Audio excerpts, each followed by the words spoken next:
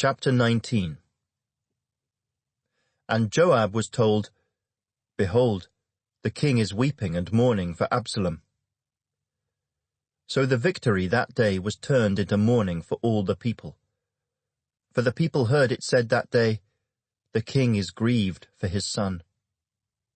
And the people stole back into the city that day, as people who are ashamed steal away when they flee in battle. But the king covered his face, and the king cried out with a loud voice, O my son Absalom, O Absalom, my son, my son. Then Joab came into the house to the king, and said, Today you have disgraced all your servants who today have saved your life, the lives of your sons and daughters, the lives of your wives, and the lives of your concubines, in that you love your enemies and hate your friends. For you have declared today that you regard neither princes nor servants. For today I perceive that if Absalom had lived, and all of us had died today, then it would have pleased you well. Now therefore, arise, go out and speak comfort to your servants. For I swear by the Lord, if you do not go out, not one will stay with you this night.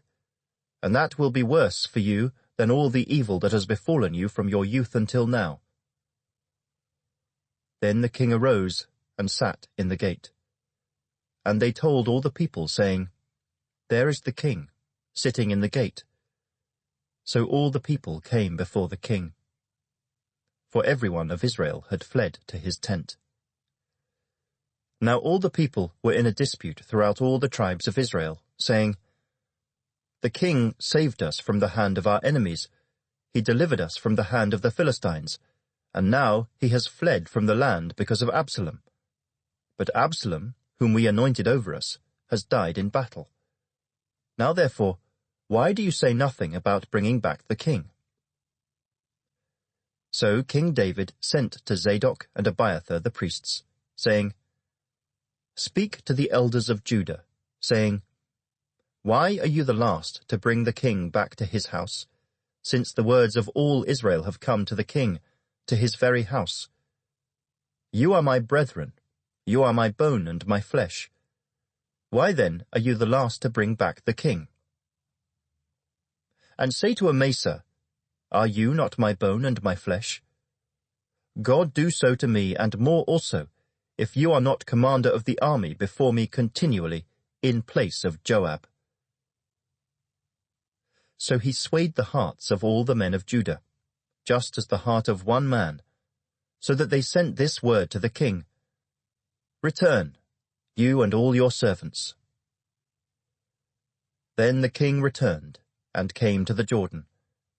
And Judah came to Gilgal, to go to meet the king, to escort the king across the Jordan. And Shimei the son of Gera, a Benjamite, who was from Bahurim, hurried and came down with the men of Judah to meet King David.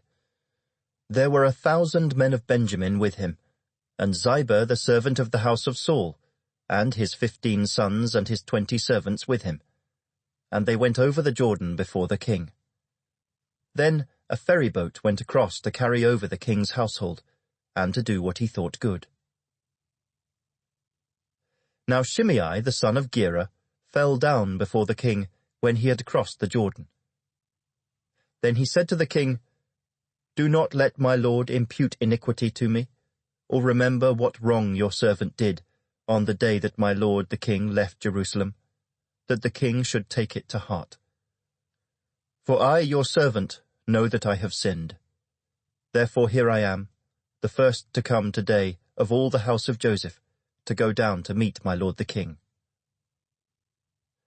But Abishai the son of Zeruiah answered and said, Shall not Shimei be put to death for this, because he cursed the Lord's anointed? And David said, What have I to do with you, you sons of Zeruiah, that you should be adversaries to me today? Shall any man be put to death today in Israel? For do I not know that today I am king over Israel? Therefore the king said to Shimei, You shall not die. And the king swore to him. Now Mephibosheth, the son of Saul, came down to meet the king. And he had not cared for his feet, nor trimmed his moustache, nor washed his clothes, from the day the king departed until the day he returned in peace. So it was, when he had come to Jerusalem to meet the king, that the king said to him, "Why did you not go with me, Mephibosheth?" And he answered, "My lord, O king, my servant deceived me. For your servant said, I will saddle a donkey for myself, that I may ride on it and go to the king, because your servant is lame. And he has slandered your servant to my lord the king. But my lord the king is like the angel of God. Therefore, do what is good in your eyes. For all my father's house were but dead men before my lord the king. Yet you set your servant among those who eat at your own table. Therefore, what right have I still to cry out any more to the king?" So the king said to him, "Why do you speak any more of your matters? I have said, you and Ziba divide the land." Then Mephibosheth said to the king, "Rather, let him take it all, inasmuch as my lord the king has come back in peace to his own house." And Barzillai the Gileadite came down from Rogelim, and went across the Jordan with the king, to escort him across the Jordan. Now Barzillai was a very aged man, 80 years old, and he had provided the king with supplies while he stayed at Mahanaim, for he was a very rich man. And the king said to Barzillai, "Come across with me, and I will provide for you while you are with me in Jerusalem." But Barzillai said to the king, "How long have I to live, that I should go up with the king to Jerusalem? I am today 80 years old. Can I discern between the good and bad? Can your servant taste what I eat or what I drink? Can I hear any longer the voice of singing men and singing women? Why then should your servant be a further burden to my lord the king? Your servant will go a little way across the Jordan with the king, and why should the king repay me with such a reward? Please let your servant turn back again, that I may die in my own city, near the grave of my father and mother. But here is your servant Kimham. Let him cross over with my lord the king, and do for him what seems good to you."